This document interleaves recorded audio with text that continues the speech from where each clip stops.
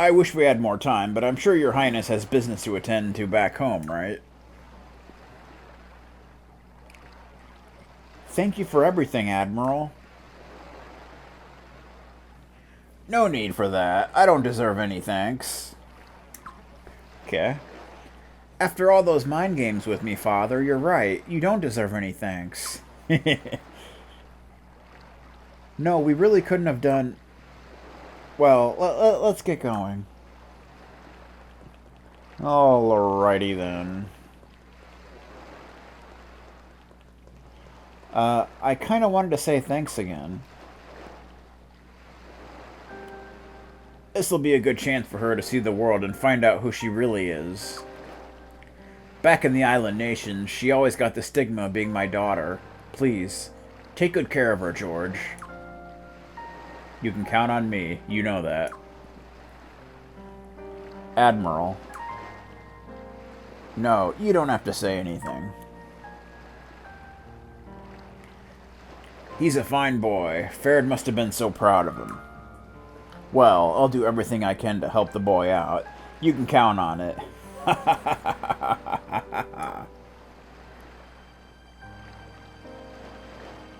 Alrighty then. So that takes care of that. Now we just want to head back, but first... Well, I think we'll switch back to sorcery. But since we got a little more money, we can head back to the blacksmith. Upgrade George's weapon some more. Not that it really it is in need of being upgraded at this point, but might as well.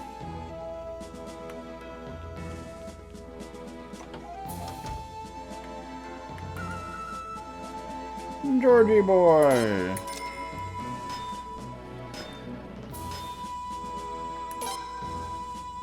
And we can just barely do the next one. Just barely. And guess what? We're broke again. Oh, how cool is that? Damn the economy. 451. Very good. Okay, so there's not really anything else to do around here, so... But we will be back at a later date.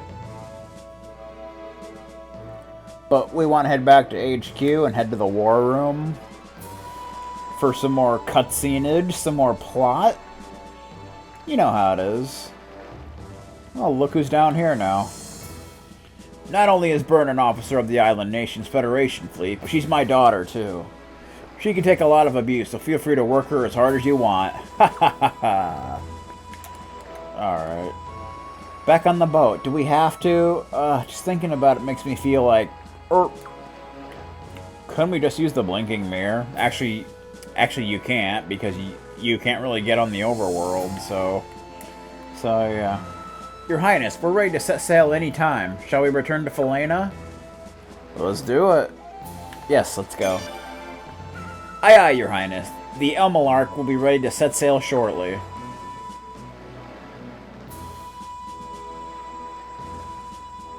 Bum, bum, bum. So I'm pretty sure you can't actually warp here. You actually have to go here through Estries. It's kind of a shame, but that's how it goes.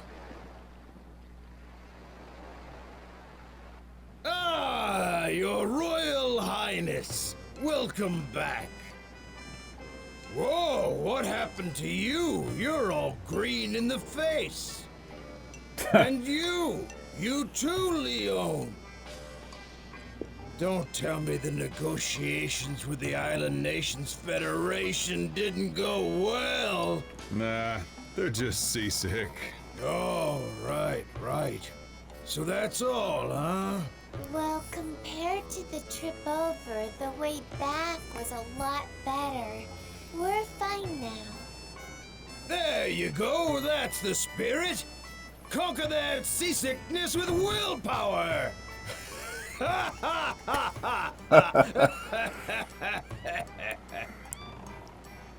That's great. Boz joins the party randomly. Does he have to? Yes, he does. That's about stupid. It's kind of pointless, but whatever, man.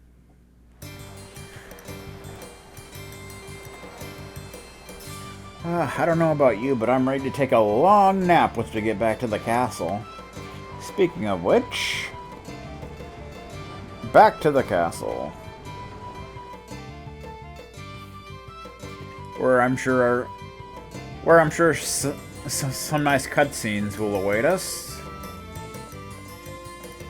You know what I'm talking about?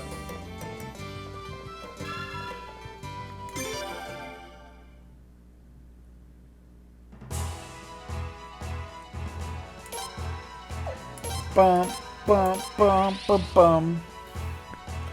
Also, I think our castle has expanded at this point. I do believe. Is there a new newspaper?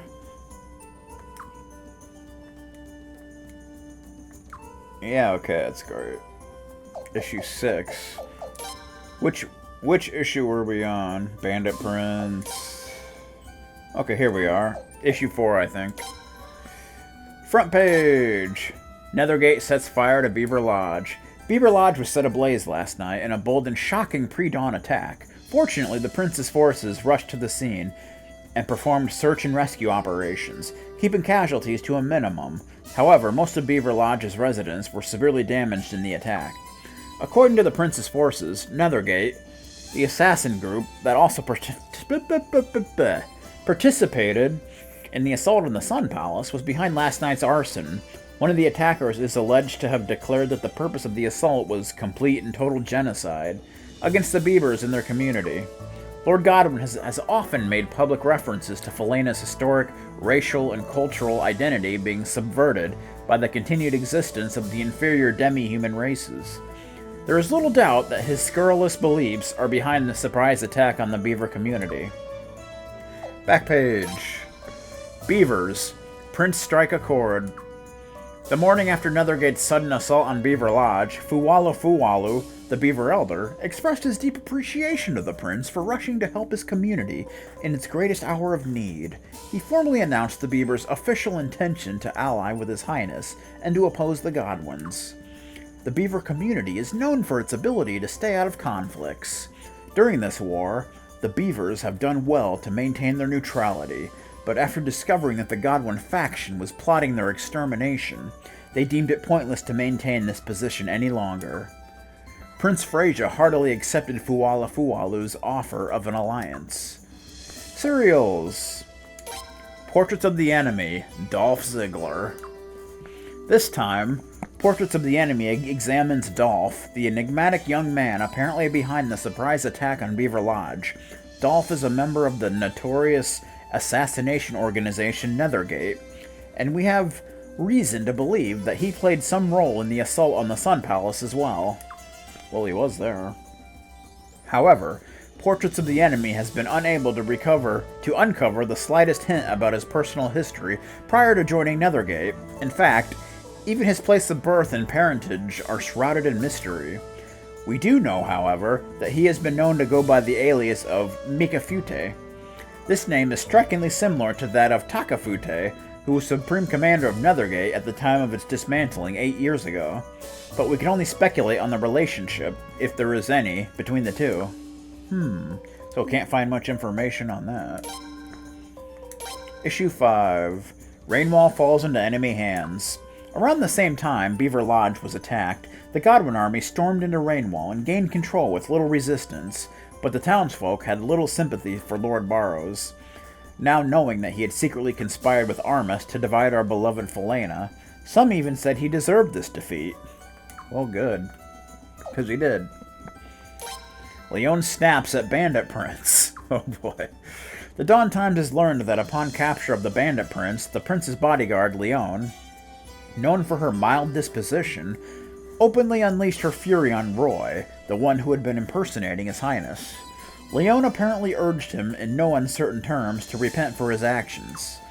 Rumor has it that this talk with Leon is what persuaded Roy to give up his bandit ways. Allegedly, Leon was sent over the edge after Roy persisted in addressing her as Sweetie and calling His Royal Highness a coward. The Dawn Times attempted to reach both parties for interviews, but was rebuffed in both cases. Please don't ask me about that. I'm so embarrassed, Leone said. Roy was less cordial, simply snorting and walking away, muttering what sounded like crazy-ass reporter under his breath. Sounds about right. Portraits of the Enemy, Solemn Barrows. This time, we examine the actions of Solemn Barrows, the unscrupulous head of the Barrows family. When Rainwall collapsed, Lord Barrows was forced to surrender to the Godwins, his long-standing enemies. The public, however, tired of his constant selfish maneuvering, has shown no sympathy. After all, it was Lord Barrows who pushed for Princess Falzarum to ascend to the throne despite her being only second in line to the title, igniting the Falzarum-Shrarur conflict, and it was Lord Barrows who pushed dam construction forward, which planted the seeds for the Lord Lake Uprising. Lord Barrows even stole the Dawn Rune and allied with the new Armus Kingdom. He's a little bastard. Lord Barrows' intention was decent, as his goal was to maintain peace by preventing the rise of the hardline Godwin faction, but he's a man who would sell Felena out to accomplish that goal, a true blight on our nation. Very true. Issue 6. Godwin's planning Limsalia coronation. According to reliable sources, the Godwin faction is planning to push forward with Princess Limsalia's coronation ceremony as soon as the period of mourning for the late Queen Arishtat has ended. After suffering a series of humiliating losses to His Royal Highness, the Dawn Times believes that if the Godwins cannot defeat the prince militarily, they will outmaneuver him politically. Please, this isn't even worth commenting on, a spokesperson for the Loyalist Army commented. While the prince's forces may be putting up a facade of nonchalance, there is a little doubt that in private, schemes are being hatched to stop this coronation. An informal survey by the Dawn Times reveals that the Godwins have little support among the common folk. The Godwins have already taken one queen from us, said a townsperson who requested anonymity. Do they really plan to further desecrate the throne by installing their own puppet ruler? Sounds about right. Godwin coronation, international affair. With Princess Limsalia's coronation ceremony approaching, sources say that the Godwins have sent out invitations to all the surrounding nations. The Godwins are no doubt planning to use the presence of international delegations at the ceremony to prop up the legitimacy of their suspect regime. Recipients include the Island Nations Federation, the new Armus Kingdom, the Scarlet Moon Empire, and the Dukedom of Gaian. In a shocking development, an invitation was even sent to Nagaria. We have not had formal diplomatic relations with this violent theocracy since their invasion of Felena generations ago. While the invited countries surely have heard rumors about the legitimacy of the coronation, none are in a position to make waves by turning down such an invitation. Reliable sources say that all the invited nations are expected to show diplomatic courtesy. All will be sending delegations to the ceremony. Portraits of the Enemy, Gazelle Godwin. As soon as Princess Limsalia's coronation ceremony is held, Gazelle is expected to assume the role of commander of the Queen's Knights. His father, Lord Godwin, is a man who makes his presence felt, while Gazelle lurks in the shadows, but insiders say that Gazelle is the one who's really dangerous. We have reason to believe that he was the brains behind Kilderic's victory at the Sacred Games. While Lord Godwin is known for taking only necessary action, Gazelle is the opposite. He loves to meticulously set traps, and then watch his victims squirm in the palm of his hand. One can only imagine what sort of diabolical schemes he'll have in store as commander of the Queen's Knights. Oh boy. Alright. So we're gonna go ahead and put away the voice set we got, and what else? You can put that away. Put away the fish. We can go ahead and check out the new window as we head up to the war room.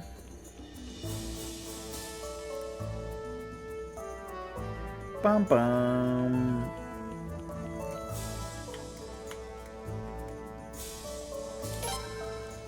Shinro from Belkut. He said he had questions about Kanakon. I hear he wants to do business with other lands. It must be related to that. Apparently. Do do. Bum bum bum bum bum bum.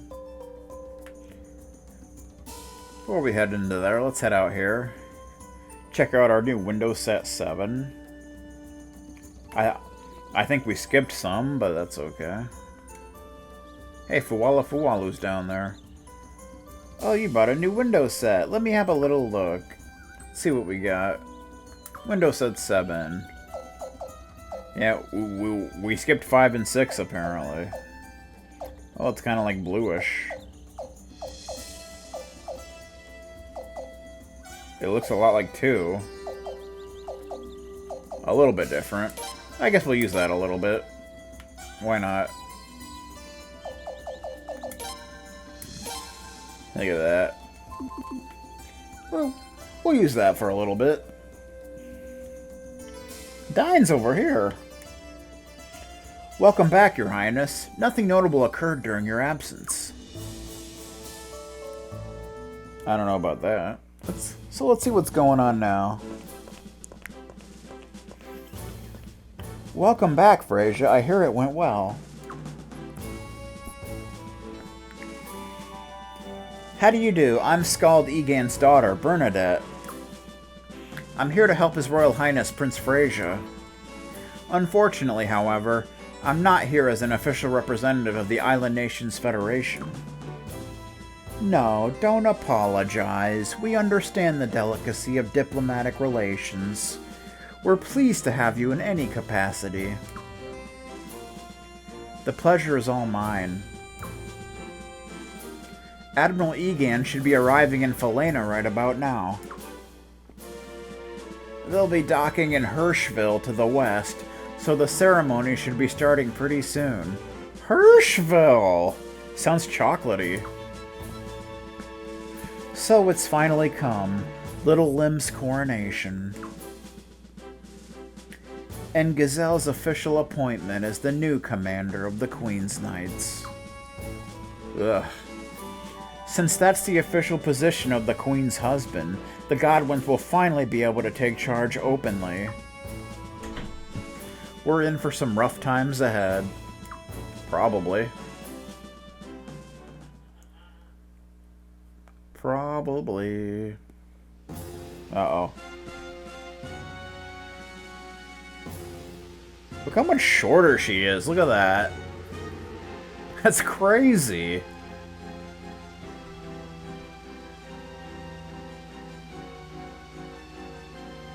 Galleon! Elena! And freaking Zahak.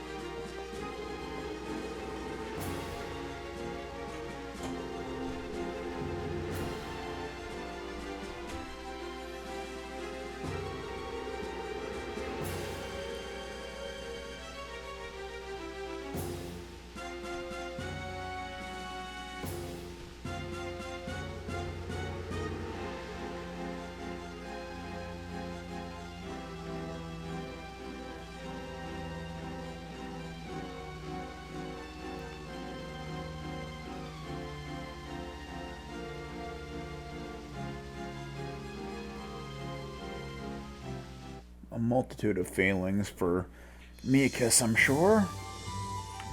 Yeah, see, now the castle has expanded, so now there's more areas and such. But also because of that, quite a bit more recruiting can be done, so... Oh boy!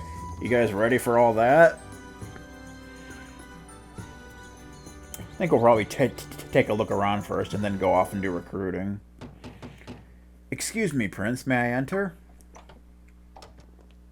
At this point, I don't think you really need to knock, since we're like attached at the hip.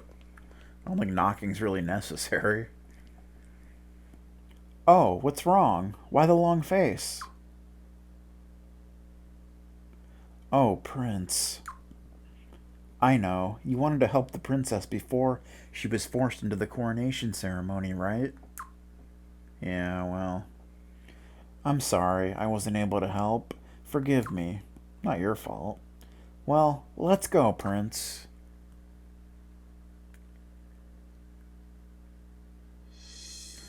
So, before advancing the plot, we got a lot of stuff to do. Prince, what should we do now? First we'll drop a save, then we'll take a look around the new areas of the castle, and then we got a lot of recruiting to do. Oh boy, it's gonna be fun times.